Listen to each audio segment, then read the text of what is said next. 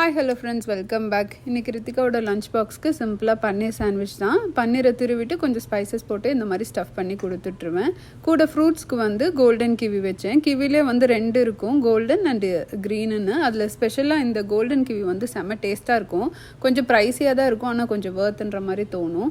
அதுக்கப்புறம் இந்த rice crisp வந்து ரொம்ப நாளாக ரித்திகா என்கிட்ட கேட்டுட்ருக்கா. செம்ம அன்ஹெல்தி தான், பட் இந்த முறை காஸ்கோவில் கொஞ்சம் $4 கம்மியாக வந்ததுனால சரி அவளுக்காக வாங்கி வைக்கலான்னு அதுதான் ஸ்நாக்ஸ் கொடுத்து விட்டேன். இன்னைக்கு காலையில் ஒரு 8:30 மணி போல் அப்பாயின்மெண்ட் இருக்குது. அதனால கொஞ்சம் காலைல சீக்கிரம் எழுந்திரிச்சனால டீ குடிக்கலான்னு போட்டேன். பட் மறந்தே போயிட்டு அது போட்டது கொஞ்சம் வேலை பார்த்துட்டு இருந்தனால, அதனால தான் அப்படி ஆயிடுச்சு.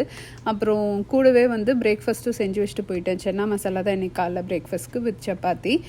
காரோட டயரில் வந்து பார்த்திங்கன்னா சின்ன ஆணி மாதிரி ஏறி பஞ்சர் ஆகிடுச்சு. ஸோ அதை சரி பண்ணுறதுக்காக இந்த கடைக்கு வந்தோம். இந்த கடையில் வந்து நம்ம போனாவே வந்து சரி பண்ணி கொடுத்துருவாங்க, காசு கூட வாங்க மாட்டாங்க. அது எப்படின்னு தான் எனக்கும் இன்னும் புரியல.